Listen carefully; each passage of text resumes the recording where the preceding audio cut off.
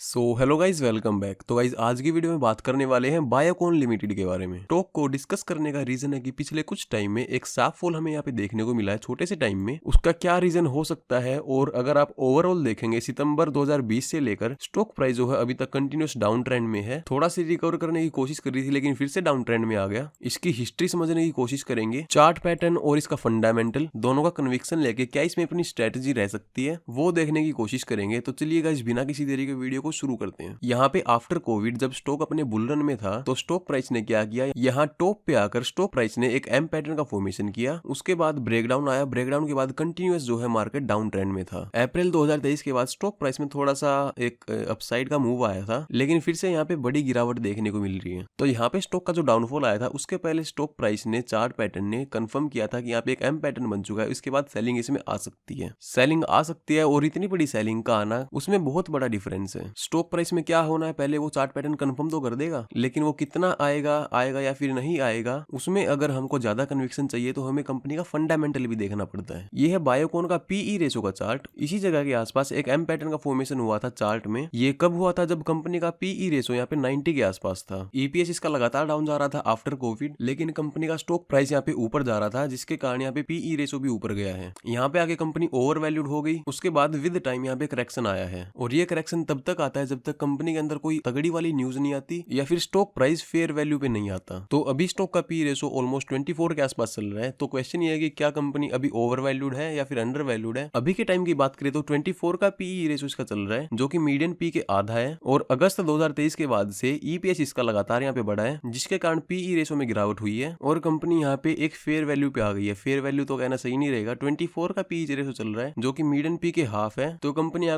Company को यहाँ पे अंडर वैल्यूड कह सकते हैं। अभी के टाइम पे एक फेयर वैल्यू हमें यहाँ पे मिल रही है। और यहाँ पे सडन जो स्पाइक आया है ईपीएस में, यानी कि इसके नेट प्रॉफिट में भी स्पाइक आया होगा। नेट प्रॉफिट यहाँ पे काफी अच्छा आया होगा, लेकिन उसके बावजूद भी आप यहाँ पे देखेंगे तो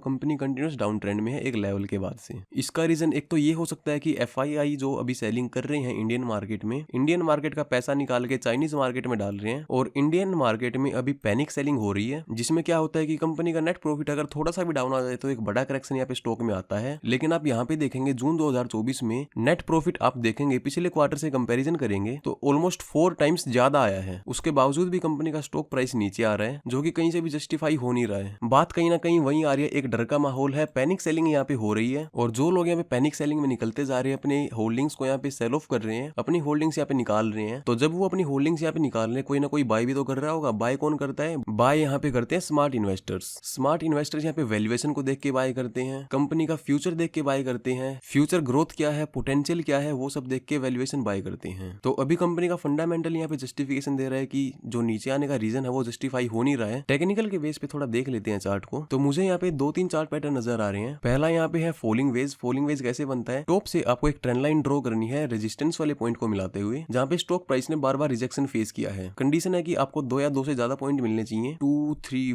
4 टाइम यहाँ पे सेलिंग आ चुकी है। जैसे रेजिस्टेंस वाली ट्रेंड लाइन यहाँ पे ड्रॉ करी है, वैसे एक सपोर्ट वाली ट्रेंड लाइन भी ड्रॉ करनी है, जहाँ पे स्टॉक प्राइस ने बार बार सपोर्ट लिया है। और जहाँ पे ये दोनों ट्रेंड लाइन आपस में एक दूसरे को कट करती हैं, उसके पहले स्टॉक प्राइस ब्रेकआउट देता है। जब ब्रेकआउट आता है तो यहाँ पे अलर्ट हो जाना है, या तो स्टॉक प्राइस एक रेंज में आके कंसोलिडेट कर सकता है, रेंज बाउंड हो सकता है, या फिर डायरेक्ट यहाँ से बड़ी रैली स्टार्ट हो सकती है। तो यहाँ पे ट्रेंड लाइन का ब्रेकआउट आया, उसके बाद रिटेस्ट किया, तो फ्रेश एंट्री यहाँ पे बनानी होती तो इस लेवल पे बनाते या फिर ब्रेकआउट पे बनाते। टॉप पे यहाँ पे कहीं भी एंट्री अपनी नहीं बनती, एंट्री बनती है करेक्शन में, जब मार्केट में डर का माहौल होता है और बिना किसी रीजन से स्टॉक प्राइस नीचे आता है। और अभी हमने फंडामेंटली और पीई रेशो को लेकर एनालाइज किया, कंपनी यहाँ पे अंडर वैल्यूड है, तो होल्डिंग इसमें बनाई जा सकती है only for education purpose. Video का पर्पस आपको सिर्फ सिखाना है, कोई भी बाय और सेल का रिकमेंडेशन नहीं है। तो कोई भी फाइनेंशियल डिसीजन आप अपने रिस्क पे लेंगे। पहले चार्ट पैटर्न की हमने बात करी। दूसरा चार्ट पैटर्न कौन सा बन रहा है, यहाँ पे बन रहा है राउंडिंग बॉटम। राउंडिंग बॉटम कैसे बनता है, एक लेवल से स्टॉक प्राइस डाउन ट्रेंड की जर्नी कंटिन्यू करता है, लगातार मार्केट नीचे आता है, ये होता है फर्स्ट स्टेज। सेकंड फेज में स्टॉक प्राइस एक लेवल में फंस के रह जाता है, रेंज बाउंड यहाँ पे होके रह जाता है। और जो थर्ड इसका फेज होता है वो होता है अप ट्रेंड का, बड़ी बड़ी कैंडल्स बनना स्टार्ट होती हैं और स्टॉक प्राइस वहां तक कवर अप कर लेता है जहां से प्रीवियसली सेलिंग आई थी, जहां से स्टॉक प्राइस ने नीचे आना स्टार्ट किया था। चार्ट पैटर्न हमने देखे, दोनों चार्ट पैटर्न यहाँ पे बुलिश नजर आ रहे हैं। फंडामेंटली हमने देखा, फंडामेंटली कंपनी अंडर वैल्यूड है। चार्ट पैटर्न भी हमारा कन्विक्शन हाई कर रहे हैं। चार्ट पैटर्न मुझे यहाँ पे एक और नजर आ रहा है, इसको नेकलाइन कंसीडर करते हुए, ये बना लेफ्ट शोल्डर, ये बना पूरा का पूरा हेड, ये बना राइट शोल्डर, उसके बाद ब्रेकआउट देके ऊपर गया, लेकिन फिर से यहाँ पे रिटेस्ट करने आ रहा है, यानी कि मार्केट एक मौका और दे रहा है। जिनकी एंट्री मिस हो गई थी वो यहाँ पे एंट्री कर सकता है और वेट कर सकता है इसके बड़े टारगेट के लिए, लाइफ टाइम हाई के लिए। अब ऐसा तो कभी भी नहीं होगा कि जहां पे आपने एंट्री बना ली वहीं से स्टॉक प्राइस भागना स्टार्ट कर दे। आपको हमेशा एज्यूम करके चलना है जहां पे आपने एंट्री बनाई है वहां से स्टॉक प्राइस 30-35% और नीचे आ सकता है। तो इसलिए हम यहाँ पे 20-25% क्वांटिटी के साथ एंट्री करेंगे, यानी कि अगर आपका रिस्क मैनेजमेंट अलाउ करता है किसी एक कंपनी में 1 लाख रुपए डालने के लिए, मान लो आपने इस कंपनी में 1 लाख रुपए डालने हैं, तो आप यहाँ पे 25 से 30 हजार के साथ एंट्री कर सकते हैं। उसके बाद स्टॉक प्राइस अगर फर्दर नीचे आता है तो प्रीवियस स्विंग ये वाला है, फिर से आप यहाँ पे एवरेज कर सकते हो और उसके नीचे अगर स्टॉक प्राइस आता है तो ये वाला स्विंग मिलेगा। यहाँ पे आप अपनी पूरी क्वांटिटी डाल सकते हो और वेट कर सकते हो कि बड़ी रैली के लिए। मैं कभी भी पेनी स्टॉक्स में काम नहीं करता। मेरा काम ये नहीं है कि आपको डेली के अगर 15 से 20 मल्टीपैगर बता दिए, पेनी स्टॉक्स बता दिए, और मैं किसी भी कंपनी के स्टॉक प्राइस को टॉप पे जाकर बाय नहीं करता। मैं एक बॉटम बायर हूँ, वैल्यू देख के इन्वेस्टिंग करता हूँ। चार्ट क्या बोल रहा है, ट्रैप क्या बोल रहा है, और सबसे बड़ी बात वैल्यूएशन क्या मिल रही है, ये सब देख के मैं किसी डिसीजन पे आता हूँ। और मैं एक ट्रेडर हूँ, नीचे बाय करता हूँ, टॉप पे जाके सेल करता हूँ। कोई भी कंटेंट क्रिएटर नहीं हूँ। नहीं तो मैं भी डेली आकर आपको 15 से 20 स्टॉक बता सकता हूँ, जो स्टॉक्स ज्यादा न्यूज में है, जिनके ऊपर ज्यादा व्यूज आ रहे हैं वो बता सकता हूँ, लेकिन मैं ऐसा नहीं करता। अनाप शनाप स्टॉक्स में काम नहीं करता। जिनके अंदर अच्छी वैल्यू मिलती है, फेयर वैल्यू पे जो मिलते हैं, वो हम लोग यहाँ पे डिस्कस करते हैं। तो इवेंचुअली डिसीजन आपका है, बाय सेल का डिसीजन आप खुद लेंगे। स्पोर्ट लेवल हमने देख लिए, प्रीवियस स्पोर्ट कौन से हैं। टारगेट बात कर लेते हैं, टारगेट क्या रहेगा। टारगेट इसमें मेरे को यहाँ पे 2 नजर आ रहे हैं। पहला टारगेट इसमें रहेगा 420 का, इस वाली रेंज का 420 या फिर 400, और दूसरा टारगेट रहेगा इसका लाइफ टाइम हाई का। टारगेट क्यों पूरे होंगे उसका कन्विक्शन हमें मिलता है फंडामेंटल से। रीजन हमने देखे थे, एक बार ओवरऑल बात कर लेते हैं फंडामेंटल की, कंपनी कैसा स्टैंड करती है। 37,400 करोड़ का मार्केट कैप है, मिड कैप से ऊपर है, स्मॉलर लार्ज कैप बोल सकते हैं, तो सेफ मानी जाती है इन्वेस्टमेंट के लिए।